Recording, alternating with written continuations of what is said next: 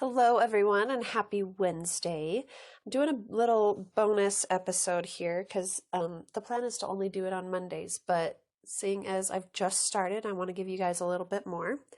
So, um, I had a friend yesterday tell me she wanted to hear my whole story. She didn't just want to hear the highlights that I gave in the last episode, she wanted to hear the whole thing. Um, and of course, if I gave every detail, it would take hours. um, but I did what she said. I thought maybe you guys would want to hear about my experience with depression. So that's what today's episode is. And if you have any questions, you can go ahead and leave comments, and I'd be happy to answer you guys on the next one. So here it goes. Angie Alstrom's story. So I have had depression since I was a teen, so it's been about 15 years, but I wasn't diagnosed until I was 23 and I had two children already. So for like my biggest symptom was being angry all the time. Well, not all the time. See, like it was little things would annoy me, especially my kids, which was awful because I love my kids. I would spend the day at work and be just fine with other adults. When I would come home, there would be a mess or the kids would be crying. My toddler wouldn't listen to me, just kids being kids. And I would just get so angry. I would yell and scream and throw things, slam doors. I never hurt my kids, but of course they were scared, Who wouldn't be? And it was really hard because I wanted to be a good mom and to be loving and patient and have quality time with my kids, but I would hide in my room whenever I was home because I didn't want to be around my kids at all. I didn't want to behave that way toward them, so I just avoided them. I would hide in my room and verbally abuse myself for being such a terrible mom and not doing more fun things with my children. Finally, I reached a point where I decided this doesn't feel good, it's not right, it's not what I want, and maybe I need a little help. It actually took me a long time to go to the doctor and ask for that kind of help because I didn't want to become dependent upon a pill.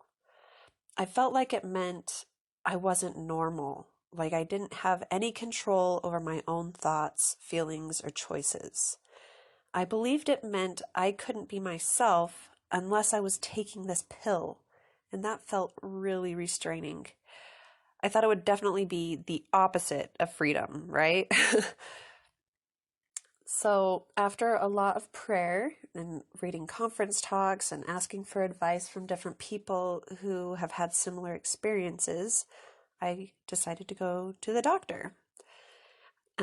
He put me on medication for depression and anxiety, and it worked wonderfully. In fact, it worked too well. I was so happy. I was annoying myself.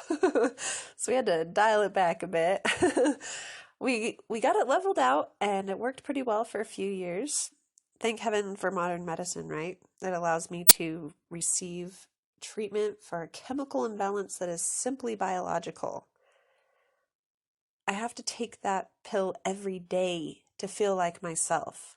But I also have to put my contacts in every day if I want to see. I don't feel trapped by my contacts. They are a blessing. And so is my medication.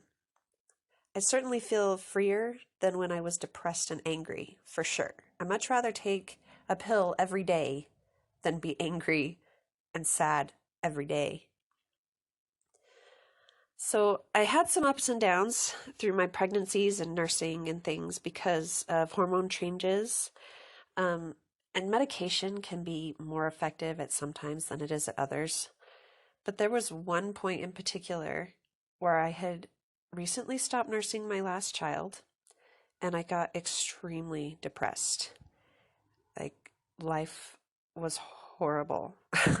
But it wasn't. Like life was fine. Just inside my head, it seemed like everything was terrible. And I felt like I was a horrible person, and I couldn't tell the difference between who I was and who the depression was making me. So I thought a lot about it, prayed a lot about it. And then for personal reasons, I decided to stop taking this medication altogether. Because, I mean, my doctor increased it and it didn't work. And he increased it and it didn't work. And we changed it and it didn't work. And I was like, okay, fine, we're going to stop this. We're going to see if I can get a hold of this on my own, you know? When I got off the medication, I was doing pretty well for a few weeks. I felt like a burden had been lifted. But then things took a dive and I was at my lowest of lows. I was thinking about a lot of really horrible things it's about the course of 3 months, and went back to my doctor and he put me on some new medication again. Oh, it was so discouraging. So discouraging, not knowing what was going on or how to fix it. Um, but this new medicine was for depression and anger. He actually, he was like, I prescribe it a lot to men who don't have signs of depression, just that get really angry all the time. And I'm like, are you trying to tell me I have like an increased level of testosterone? Like, what is this? But he assured me that was not the case. um, so it worked. Yay, it worked. And it's still working really well. I wasn't yelling all the time or getting angry over little things. I wasn't thinking that my family would be better off without me or plotting my escape. Somehow, I mean, yeah, so I was okay, but I would definitely not describe myself as happy. I had little to no emotion at all, in fact. I wasn't really interested in doing anything, going out, being with my family. I never got really excited. Periodically, my kids would do something funny and I would laugh, and then it was over and I was done. There was no extreme sadness or anger, but there was also no real joy. I spent a lot of time in my room, lying in my bed, playing on my phone, because, well, what was the point? Like, there was no point.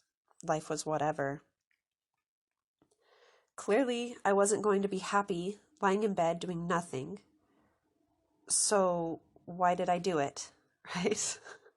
Why choose to lay in bed? um, the answer is pretty simple, actually. It was because I was afraid. I was completely afraid. I was afraid that my efforts would come to nothing, that I was going to get depressed again. I had all this evidence from past experience proving that I was always going to be depressed, no matter what I did. I had also created all these negative thought patterns. I was really good at thinking things like, this isn't going to work. What if I get depressed tomorrow? Why set goals if I won't be able to achieve them because I'm going to get another spout of depression and be stuck in my room for days at a time? I would think things like, you don't want to go out there because you go out there, you're going to be mean to your kids again and you're going to be right back in here. So why don't you just skip hurting your children's feelings? Just stay in bed. It's safer here. I thought it was all out of my control. I took very little responsibility for my feelings and my results. It was all my depression's fault. I hated my depression, and I hated myself because I had depression. I had a very poor relationship with myself, and that spilled over into my relationships with other people. How could I show my kids love if I didn't love myself? How could I give something that I didn't have? I felt hopeless to change, but I wanted everything to change. But wait, why was I thinking and feeling all these things if my depression was treated? I couldn't figure it out. I thought, maybe the depression is me. Maybe I am just this person who is always sad and boring, and that's just who I am. No amount of medication is going to change that. And of course, these thoughts felt awful. I was like, am I really destined to live a life of mediocrity, to just be here and not really care about anything? That's when I started to get coaching. I had been listening to a podcast by a life coach who my doctor recommended, and I decided to get coached by her. She helped me to see that I had a choice over how I felt and over how I live my life. See, I had always heard, choose your attitude, choose to be happy, and I hated the people who would say that. I was like, will you please just shut up? Because there's no possible way to choose how I feel. If there was, I wouldn't choose to be depressed. I wouldn't choose to be angry or yell at my kids. And I wouldn't choose to feel completely uninterested in my life. Okay? Which, by the way, is extremely wonderful. I have an amazing life. I am so blessed. But I felt no joy for it. I knew that if I could choose, I wouldn't choose that. So they were wrong. People always say to choose your attitude, but they never tell you how. Life coaching taught me how. It helped me realize the link from my thoughts, which are optional, to the feelings they create, which drive my actions. See, my circumstances, having depression, when I was actually physically depressed, obviously I didn't have as much control over these things as normal. But I was depressed even when my chemicals were in balance. And that was within my control. I didn't think it was. I thought that I was just bound to be depressed all the time. What I didn't realize is that having depression didn't cause the feeling of sadness and unworthiness that I was feeling. My thoughts about my depression and what I could and could not do because of my depression were causing this horrible feeling inside of me. So my thoughts are optional, and they create these feelings which drive my actions, which in this case was lying in bed all the time. Finally, there was a way for me to decide who I wanted to be and what I wanted to do. There was a way for me to decide how I was going to live and what I was going to enjoy. That was extremely empowering. So every day, I choose how I'm going to look at the world and how I'm going to think and react to every situation.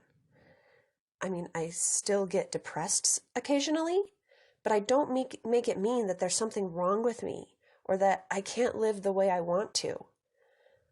I'm now creating my own path. I decide where I want to go and how I'm going to get there. I love my life and I love myself, even when it's hard. I have love and compassion for myself, instead of constantly beating myself up for the things I'm not getting done, and the relationships I'm not building.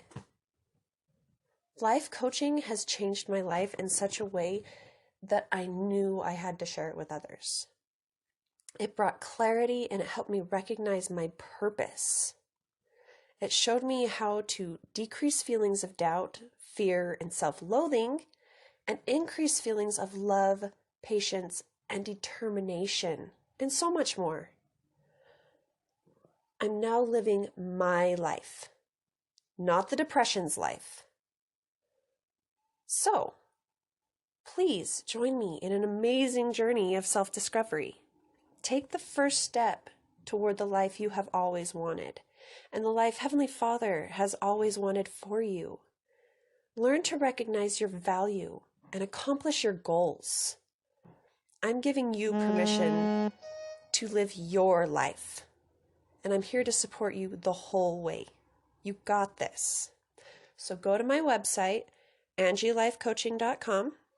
Check out my services, sign up for a free mini session, And please leave comments on my podcast. You guys have an amazing day.